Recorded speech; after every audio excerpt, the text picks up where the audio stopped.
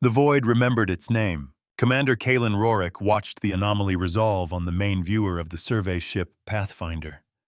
It was a wound in space-time, a place where gravity refused to follow the rules.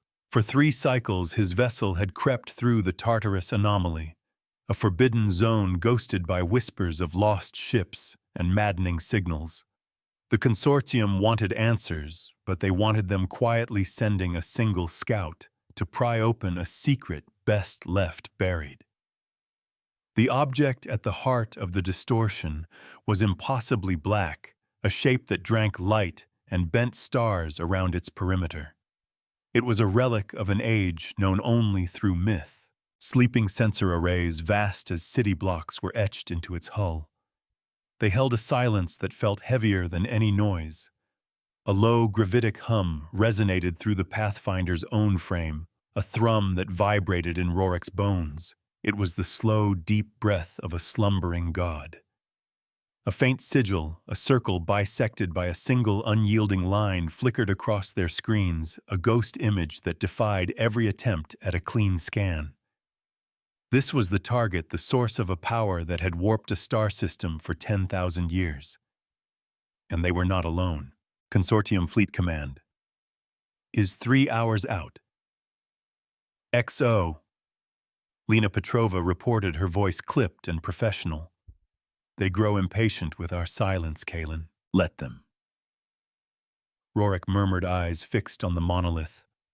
What does Solace make of it? The ship's AI manifested as a calm blue light, pulsing from the command console. The object's material composition is unknown. Its energy signature is near zero, yet its mass effect is equivalent to a small moon. The gilded scrappers are 200,000 kilometers off our stern, running silent but leaking engine radiation like a sieve. Solace's synthesized voice was a model of detached analysis. Their intent is unambiguous salvage. Rorik's jaw tightened. The scrappers were vultures, pirates who would crack open a priceless historical artifact for the exotic matter inside. They saw a payday. He saw a tomb. Or a temple. He wasn't sure which was worse. Petrova saw a strategic asset, a piece of first expansion technology that could secure the consortium's dominance for centuries. It was a dangerous prize. The universe did not build things like this anymore. A civilian freighter pilot on the trade hub of Port Zenith wiped grease from his hands, watching the latest news feed flicker on the cantina wall. He leaned over to a young spacer nursing a synthetic ale. You see that consortium's cordoned off the whole Tartarus sector. Another navigational hazard. The old pilot snorted. Listen to me, kid. Some hazards are best left alone. My grandfather used to tell stories of a ghost ship out there, one that sang a song that could boil your blood. The young spacer scoffed. Fairy tales to scare kids away from good salvage. No salvage is good if you don't come back to spend it. The veteran countered, his expression grim. Some things in the dark are meant to stay there. Some things sleep for a reason. He tapped a scarred knuckle on the table. And you don't want to be there when they wake up. That awakening was closer than anyone knew. The scrapper vessel is accelerating, announced Sensor Chief Jorik, his fingers dancing over his console. They're on a burn vector. They mean to get there first. They value speed over subtlety, Rorik noted. Solace. What are their chances of breaching that hull? Based on the object's observed density and energy dispersal, the probability is 1.7% with their industrial-grade equipment, the AI replied. However, the probability they will provoke a response from the object is 87.4%. Petrova stepped forward. A response we are not equipped to handle. Commander, our orders are to observe and report, not to engage a superior unknown. We should fall back and let the fleet handle the scrappers. Her logic was sound, a perfect reflection of regulations. But it felt wrong. It felt like abandoning a duty he didn't know he had until this moment. This place was a monument to humanity's forgotten greatness. Rorik shook his head slowly. We will hold our position. We were sent here to understand this thing, not to watch pirates desecrate it. He looked at the shimmering sigil on the screen, the line cutting through the circle. It felt like a symbol of judgment. "Their weapons are powering up," Jorik warned, his voice tight. "Plasma cutters, kinetic borers. They're not even trying to be gentle." On the viewer, the gilded scrapper ship, a bloated and ugly vessel named the Molten Maw, unleashed streams of incandescent energy. The beams designed to slice apart derelict cruisers splashed harmlessly against the black surface of the relic. There was no flash of shielding, no ripple of energy. The surface simply absorbed the assault without a trace, a silent, absolute refusal. Then the hum changed. The deep, resonant thrum that had settled in their bones began to climb in frequency. The sleeping arrays on the monolith's hull began to glow with a soft internal light, like embers fanned by a sudden wind. It was a power that had not seen this universe in millennia. "Energy spike," Jorik yelled. "It's not radiation, it's gravitic. A focused field is forming around the scrapper ship." "Is it a weapon?" Petrova demanded, her hand instinctively going to the sidearm at her hip. Negative, Solace stated, its calm tone a stark contrast to the rising tension on the bridge. "The field is not destructive. It is interrogative." The Molten Maw suddenly went dead. Its engines sputtered out, its cutting beams vanished, and its running lights blinked into darkness. It floated helplessly, a mote of dust caught in an invisible current. A query, not of words, but of pure data, washed over the Pathfinder. It was a complex wave of logic that bypassed their comms and spoke directly to the ship's core systems. Solace's blue light flickered wildly for a moment as it translated the impossible message. "The relic. It is asking for a reckoning." The AI said, a hint of something akin to awe in its voice. "It has requested the Molten Maw to state its ledger." Rorik stared, his mind racing. A ledger, a record of accounts, of deeds and debts. The Scrappers, a ship full of thieves and murderers, were being audited by a ghost from humanity's dawn. The relic wasn't attacking.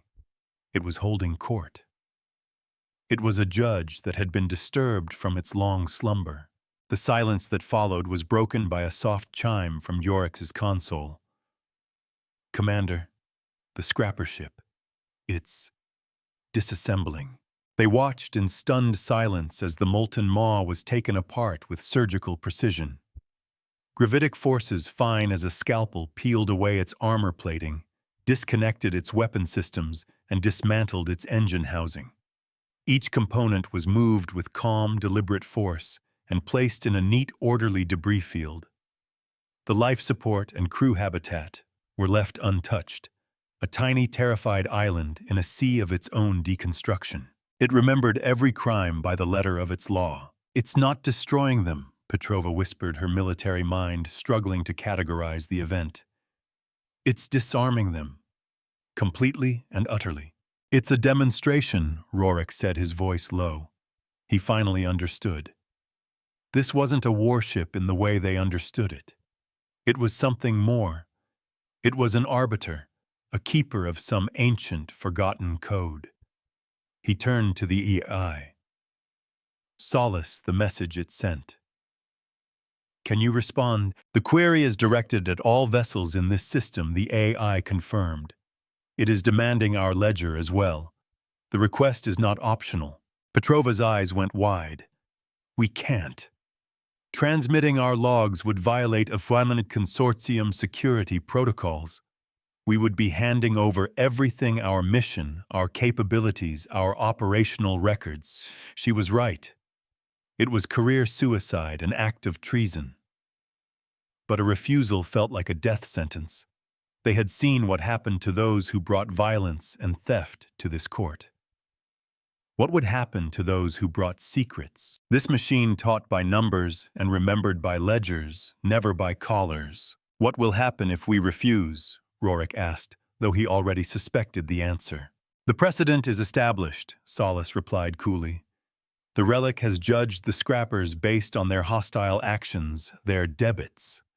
A refusal to provide a ledger would be seen as an act of concealment. The outcome would likely be similar containment disarmament judgment. They were trapped. obey the ghost and betray their government, or defy it and be dismantled by a force that treated physics like a toy. Rorik looked at the sigil on the screen, the perfect circle, the dividing line. Balance. Accountability. He made a decision that would alter the course of his life and perhaps the future of the consortium itself. Open a channel to the relic, Rorik commanded. Petrova stared at him aghast. Kalen, you can't be serious. I am, he said, his voice firm, leaving no room for argument. It wants our ledger. We'll give it to them. All of it. He turned to face his AI. Solace, transmit the complete unredacted logs of the consortium survey ship Pathfinder. Every mission, every order, every scientific discovery, every first contact protocol we followed. Don't hide a thing. His command was an act of faith in a forgotten god. The AI's light pulsed steadily.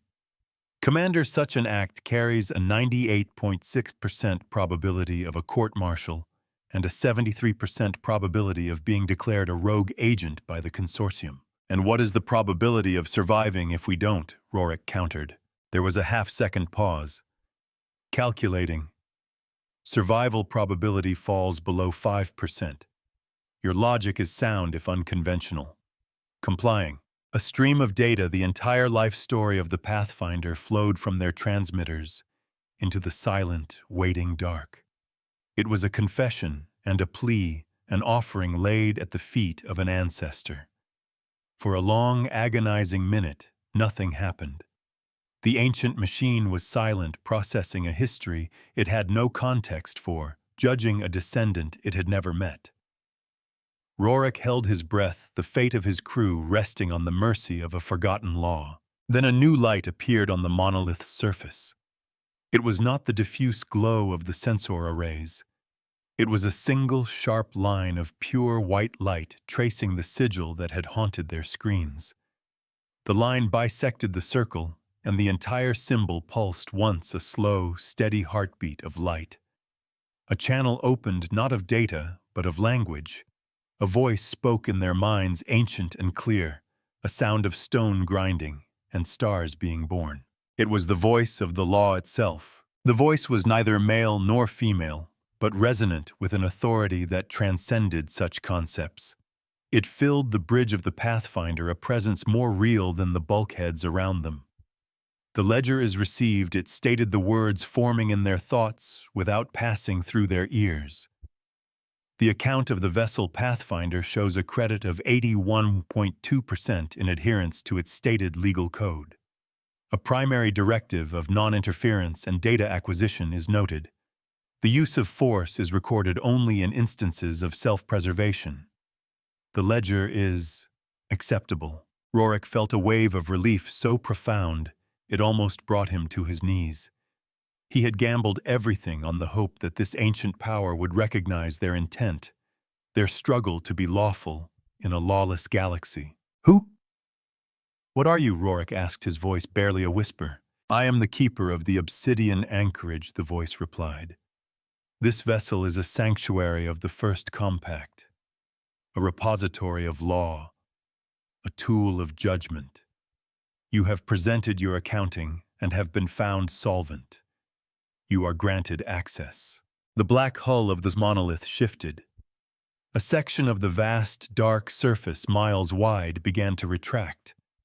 It folded away with impossible geometry, revealing a cavernous interior, bathed in a soft silver light. It was a docking bay, a port of entry large enough to swallow a fleet. It was an invitation into the heart of the mystery. A new age was dawning from the tomb of the old. It's letting us in, Rorik breathed, his face a mask of disbelief. The scrappers are trying to reboot their systems.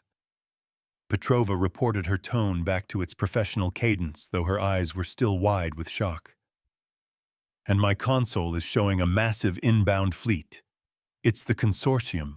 They've arrived. Rorik looked from this disabled scrapper vessel to the approaching signature of his own fleet, then to the open gate of the ancient machine. He was no longer an observer. He was a participant. The anchorage had chosen him, had judged him worthy of entry. But the consortium would not see it that way. They would see a rogue commander consorting with an unknown power, a threat to be neutralized and contained. He was standing between a past that demanded order and a future that craved control. "Commander, what are your orders?" Petrova asked, her gaze steady on his. Rorik met her eyes, a silent understanding passing between them. They had crossed a threshold from which there was no return. They were no longer just explorers. They were custodians. "Take us in," he said, his voice ringing with a newfound certainty. "Slow and steady. Let's not keep the judge waiting." The Pathfinder glided forward, leaving the chaos of the present to enter the sanctum of the past. The silver light of the docking bay enveloped them, and the great doors of the obsidian anchorage began to close behind them, sealing them within the relic. The last thing they saw of the outside universe was the growing swarm of consortium warships, their weapon ports glowing like angry red eyes. They were safe from the scrappers and their own fleet, but they were now subjects of a much older, much higher authority. The scale of the interior was staggering. They floated in a space that felt more like the inside of a hollowed-out world than a ship. Vast structures, silent and dormant, rose like mountains in the silver mist. The air, or what passed for it, hummed with a power that made the Pathfinder's own fusion core feel like a candle in a hurricane. This was the work of a civilization that built on a galactic scale, a people who saw star systems as raw material. Humanity had once been mighty beyond comprehension. "Your vessel is secured." The voice of the anchorage resonated around them. It now identified itself. "I am Justiciar. This vessel sanctuary has slept for 10,642 standard years. My awakening was abrupt. The ledger of the aggressors outside has been recorded. The ledger of the approaching fleet is currently being audited from their public transmissions and doctrine." "They will not understand," Rorik said, speaking to the air. "They will see you as a threat, a weapon to be controlled." "Control is not law," the Justiciar replied, its tone unchanging. "Law is a framework of predictable consequences. The consortium's doctrine speaks of stability and order, yet they approach with weapons charged. This is a contradiction in their ledger, a hypocrisy." Petrova monitored the external sensors. "The fleet is hailing us, Commander. They're demanding our immediate surrender. They're classifying the anchorage as a hostile entity." "They are afraid," Rorik said. "Fear makes people break their own rules." He looked around the cavernous space at the sleeping majesty of a forgotten age. This was not a weapon. It was a library, a courthouse, and a shield all in one. It was humanity's legacy, a promise they had made to the universe and then forgotten. A promise of order, of true impartial justice. This was a power that remembered the price of chaos. Before Rorik could formulate a reply to his fleet, the Justiciar spoke again, its voice cutting through the tension. "A ruling is required. The aggressors, the gilded scrappers, have committed acts of violence and theft against a declared sanctuary. The approaching consortium fleet displays intent to commit the same under a different banner. Your ledger was solvent. Your intent is unclear. The ledger is open. State your intent, Commander Rorik." "What is your counsel?" Rorik stood on the bridge of his tiny ship, floating in the heart of an ancient god, and he was being asked to be its conscience. The weight of 10,000 years settled on his shoulders. The lives of his crew, the fate of the scrappers, and his standing with his own people all hung in the balance. He was the first human in millennia to speak to the Justiciar, and his next words would set the precedent for the dawn of a new era. His answer would be the first entry in a new ledger, and it had to be perfect. He had to teach the ghost how to live in the present. "Our intent," Rorik began, his voice steady, "is to see the law upheld. Not just your law, but ours as well, to prove that the two are compatible." He looked at Petrova, who gave a slow, deliberate nod. We ask for your protection, but we also offer you our guidance. The universe has changed. Let us show you how. The justiciar was silent for a long moment. The silver light in the bay seemed to brighten to focus on the Pathfinder. An unusual counsel, it finally said. A request for partnership from a lesser authority. The compact was built on such principles. Very well. The first lesson begins. The fleet outside prepares to breach this sanctuary. Their methods are crude, their energy weapons inefficient. They seek to apply force. The law, however, prefers to apply leverage. On the main viewer, which now showed the exterior battle space from the anchorage's perspective, the consortium fleet began its attack. Lances of plasma and coherent light hammered against the black hull. Just as with the scrappers, the energy vanished into the surface without a trace. It was a futile assault, a child throwing stones at a mountain. But the mountain was about to throw them back. Their energy is a debt, the justiciar stated calmly, and all debts must be repaid. A network of impossibly thin lines glowing with captured energy spread across the anchorage's hull. The patterns mirrored the incoming fire, tracing the paths of the fleet's weapons back to their sources. The relic was not just absorbing the energy, it was storing it, cataloging it, preparing to return it to its owners. It was a mirror polished to perfection. The vessel did not fear their fire. It counted it. A merchant captain watching the battle from a safe distance on the edge of the system stared at her tactical display in awe. They're pouring everything they have into that thing, she muttered to her first mate. The Third Fleet, pride of the sector, and they're not even scratching it. She had seen strange things in her years, but never a ship that could drink a volley from a dreadnought and not even flicker. What in the void is that thing? Her first mate, a young man from a backwater colony, pointed a trembling finger at the screen. The energy levels, they're not dissipating, they're building. Inside its skin, the captain's eyes widened in realization. It's not blocking the shots, it's catching them. A cold dread mixed with a sliver of wonder washed over her. By the Founders, it's loading its weapons with their own ammunition. On the bridge of the Pathfinder, Rorik and his crew watched the same phenomenon. Solace, analyze the energy transfer, Rorik ordered. The anchorage is absorbing approximately % of the incoming energy, the AI reported. The waste heat is being vented as inert gravitational waves. The stored energy is being rerouted to what my archive can only identify as judgment arrays. It is a system with no modern equivalent. It does not project force. It projects consequence. Petrova's breath hitched. It's going to fire back, no, Rorik corrected softly. His eyes locked on the display. It's going to give them back what they sent. Every joule, every watt. A perfect audited return. He was witnessing the core principle of the anchorage in action. It was not a warrior. It was an accountant. And the consortium's account was deeply in the red. This was not a battle. It was a foreclosure. The justiciar's voice echoed in their minds, calm and implacable as a glacier. The ledger of the Third Fleet is now due. They have delivered their payment in the currency of violence.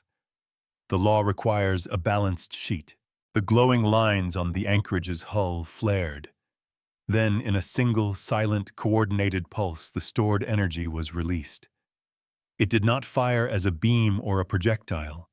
Instead, the exact amount of energy each consortium ship had expended was instantly teleported back inside its own weapon capacitors. Overloaded systems flashed and died. Fuses blew, power conduits melted, and every offensive system on every attacking ship was rendered instantly and catastrophically inert. It was an attack that used the enemy's own strength against them with perfect efficiency.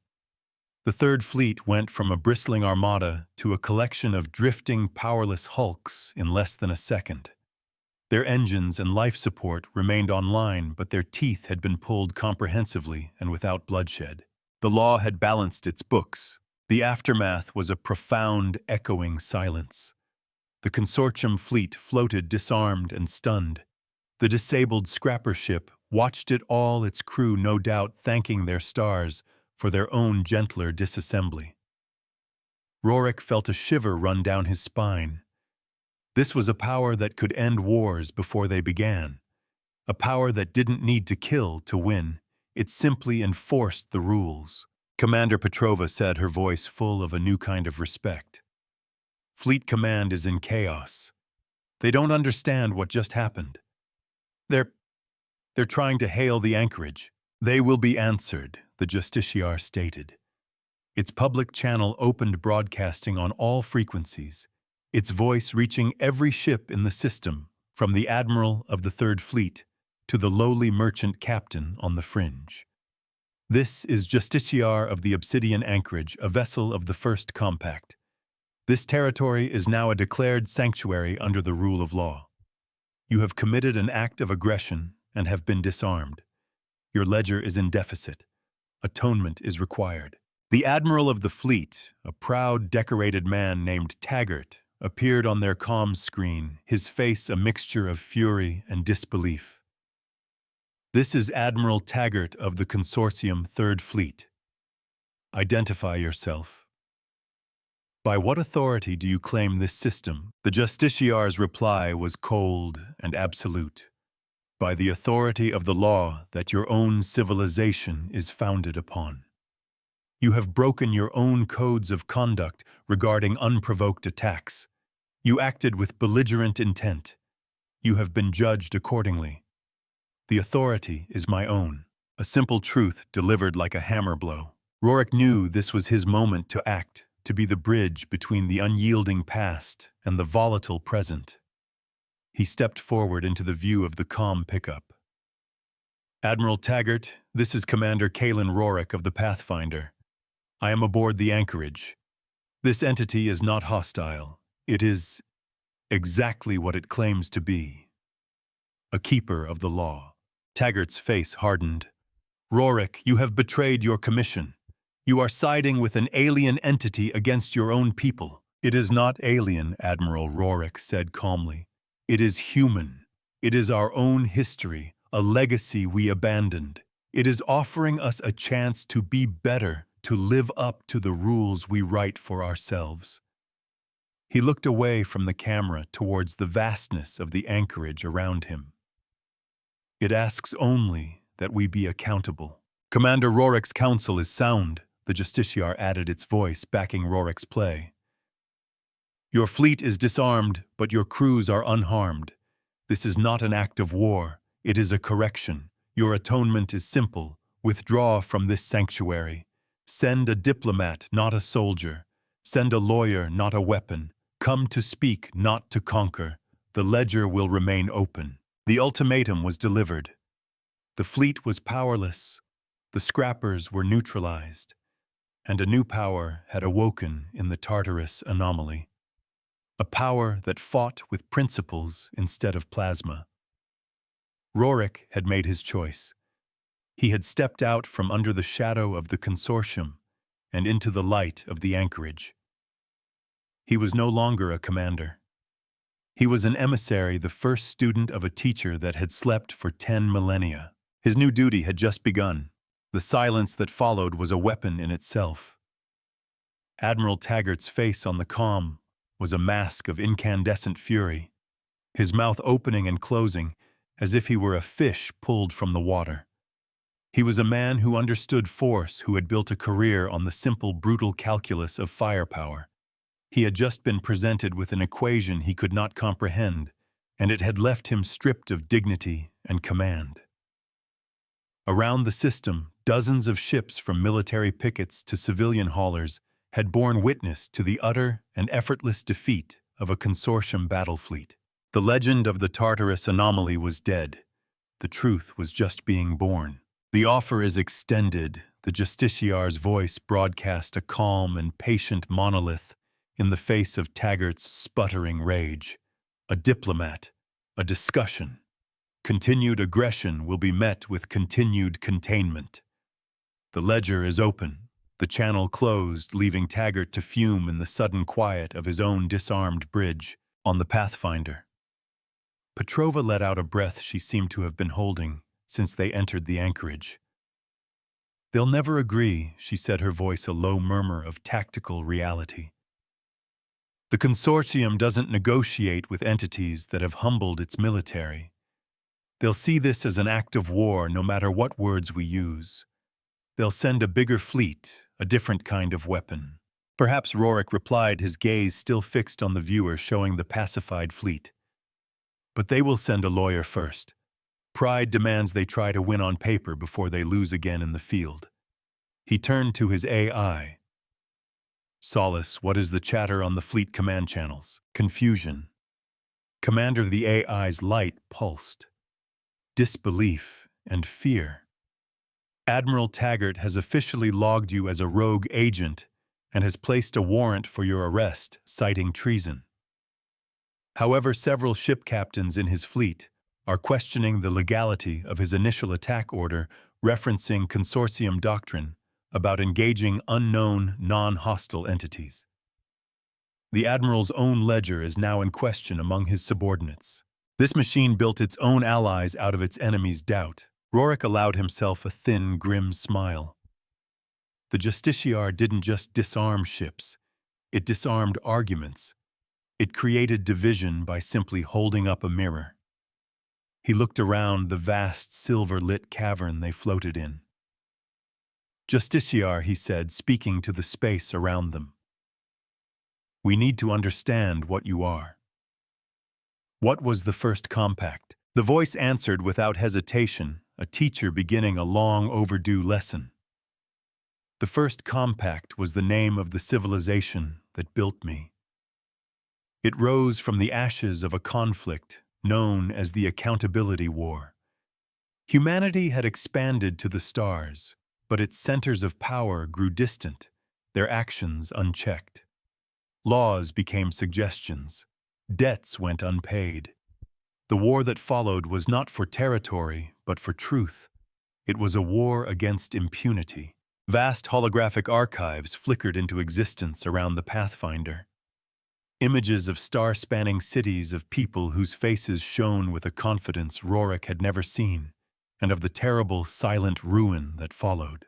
The survivors vowed to create a system where power could not hide from consequence, the Justiciar continued. They built the anchorages. We were not weapons of conquest. We were auditors. Mobile courts of absolute record.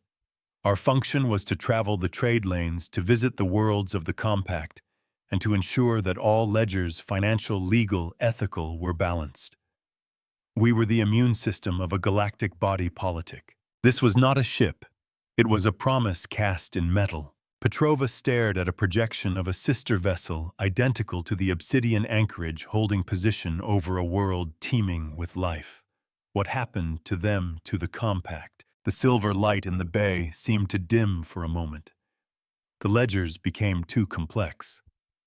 A new philosophy emerged, one that argued for forgiveness over accountability, for a fresh start unburdened by the debts of the past.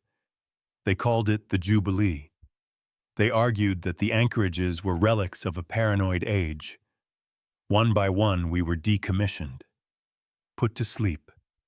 The compact dissolved into what came after.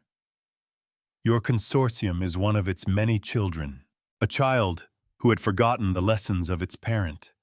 Rorik felt the immense tragedy of it, a civilization that had achieved perfect justice, only to decide it was too inconvenient to maintain. They had chosen blissful ignorance over difficult truth on the consortium capital world of Apex. Advocate Corvin Thale adjusted the cuffs of his immaculate uniform and watched the recording of Taggart's defeat for the 10th time. He was not a soldier. He was a surgeon of the law, and he saw not a military disaster, but a unique and fascinating legal opportunity. The fleet had failed because it saw a fortress. Thaley saw a contract waiting to be renegotiated by a superior mind. It calls itself a legal entity, Thaley said to his assembled aides, his voice crisp and confident. It uses the language of ledgers and laws. Excellent. It has chosen the battlefield on which I am undefeated. He steepled his fingers, a predatory gleam in his eyes. It has disarmed our ships with physics. I will dismantle its entire existence with linguistics. His aide looked nervous. Sir, its power is absolute. It neutralized the Third Fleet. Power is irrelevant if its application is illegitimate. Thaley countered smoothly. It claims authority. I will prove it has none. It claims to be a judge. I will prove it is nothing more than an abandoned piece of property subject to the salvage law of its rightful heirs. And we gentlemen are the heirs. He would not break the law. He would bend it until it screamed. Thali's ship, the CIS Precedent, arrived in the Tartarus system 3 days later. It was not a warship. It was a court vessel, sleek and unarmed, accompanied by 2 diplomatic cruisers. It broadcast its peaceful intentions on all channels, a perfect model of lawful conduct. Taggart's crippled fleet was ordered to hold position, a silent, impotent audience to the new offensive.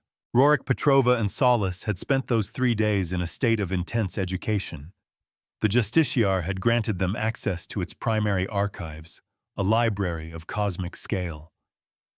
They learned of forgotten sciences, of social structures built on verifiable trust, of a human history far grander and more tragic than they had ever been taught. Rorik felt like a child who had spent his life in a single room only to be shown the universe outside his door. They are hailing us, Petrova announced, her voice tense. It's an advocate Thale. He requests permission to approach and open a formal parley to determine the legal status of the entity. He is precise with his words, Rorik noted. He doesn't call it a ship or a being. He calls it an entity. The first move in his game. He turned to the silent space around him. Justiciar, your counsel. The law requires all parties be heard, the ancient AI stated. My own doctrine demands I engage any who approach under the banner of legal process. The vessel Precedent has a clean ledger. It has committed no hostile acts. The parley is granted. But you, Commander Rorik, will speak for me. You understand the nuances of your time. You will be my voice, my advocate. The student was now the master's lawyer. The connection was established. Advocate Thale appeared on their main viewer, projected life-size. He was sharp, handsome, with a smile that was both charming and dismissive. He stood on the immaculate bridge of his own vessel, flanked by aides holding data slates. Commander Rorik Thale began, his tone smooth as polished stone. I am here on behalf of the Consortium High Council to resolve this unfortunate misunderstanding. We have a situation involving an artifact of immense historical and technological significance. Our only desire is to ensure its preservation and to integrate it peacefully into the fold of its descendant society. It is not an artifact, Advocate, Rorik countered, his voice steady. It is the obsidian anchorage, and it is not your property to integrate. Thale's smile didn't waver. An interesting assertion. To be a legal entity, one must possess certain qualities. Sapience, for one. A sense of self. A will. This anchorage is a machine. A highly advanced one, certainly, but a machine nonetheless. It follows its programming. Can a program be a citizen? The consortium says no. It is property. And since its creators are long dead, it is the inheritance of their successors. Us. It was the argument he had prepared, the first pillar of his case. He would chain a god with paragraphs and clauses. I am not a machine, a new voice said, echoing through the speakers of the Precedent. It was the Justiciar speaking for the first time, in a synthesized yet clear vocalization instead of its mental resonance. It had chosen Rorik as its advocate, but it would not be spoken of as an object. I am a legal consciousness. I was commissioned by the authority of the First Compact, an authority your consortium derives its own legitimacy from. I am not your inheritance. I am your antecedent. Thele barely blinked, showing no surprise that the machine had spoken. This was part of his plan. Ah, the voice of the program itself. Excellent. Then you can answer directly. You claim legal standing based on the authority of your creators. But the First Compact no longer exists. Its laws are void. Its authority is dust. You are a king without a kingdom, a judge without a jurisdiction. Law does not require a kingdom to be valid, the justiciar replied. It requires a principle. The principle of accountability is eternal. It is the foundation upon which all stable societies are built. Your own consortium charter speaks of it in its opening preamble. I am the living embodiment of that principle. Thale took a deliberate step forward, his eyes gleaming. You are. And that is precisely why you must submit to our authority. The consortium is now the guarantor of law and order in this sector. For two legal systems to exist in the same space is a recipe for chaos. Therefore, one must be subordinate to the other. As the functioning recognized government, we must be the senior authority. We invite you to be a part of our system, a unique, protected, and studied part. There it was. The gilded cage. Be our pet, our weapon, our trophy, but do not be our equal. Its very existence was a challenge to their authority. We decline the invitation, Rorick said flatly. The anchorage is a sovereign entity. It will not be subjugated. Thel's smile finally vanished, replaced by a look of stern patience. Sovereignty must be recognized to be legitimate.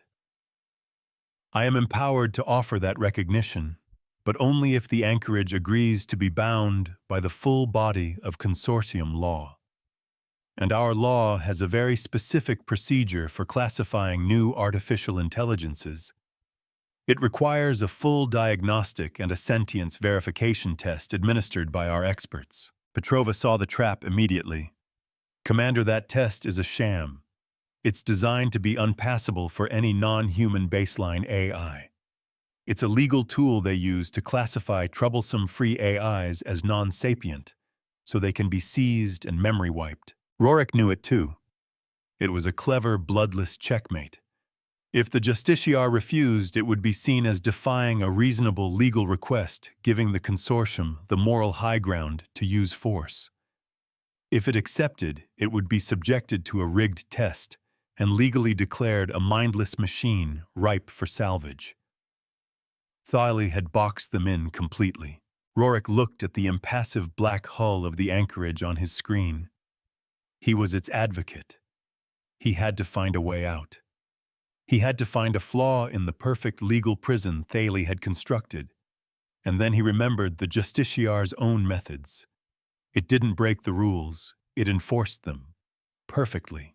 He knew what he had to do. The justiciar will not be submitting to your test, Advocate Rorick said, his voice ringing with a newfound authority. Thale raised an eyebrow. Then you are refusing a lawful order of the consortium. On what grounds? On the grounds of your own legal code, Rorick stated. He turned to his AI. Solace, please bring up the Consortium Charter Section Gamma Article 12. The Heirs of Soul Mandate. On the screen, ancient-looking text scrolled into view. Petrova gasped softly as she read it. It was an obscure, almost forgotten piece of foundational law written centuries ago during a period of romantic historical revivalism. It had been considered a poetic but unenforceable piece of fluff by generations of lawyers. Until now. Rorick read it aloud.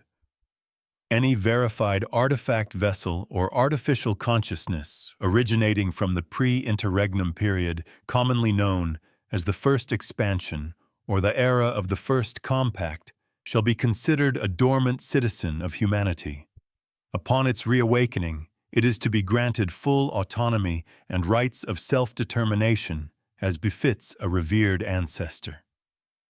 You see, Advocate, your own laws have already classified the justiciar. and they classify it not as property, but as a citizen. Thal's composure finally broke.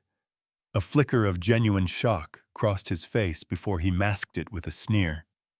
That article is an archaic relic, a piece of sentimental nonsense. It has never been invoked. It is superseded by 200 years of modern AI jurisprudence. Foundational law cannot be superseded, only amended by a full vote of the High Council, Rorik countered, pressing his advantage. Solace had found the path. No such vote has ever taken place. The law stands. The justiciar is by your own rules a citizen, and you cannot compel a citizen to undergo a sentience test to prove their right to exist. To do so would be the highest form of civil rights violation. He was using their own history as a weapon against them.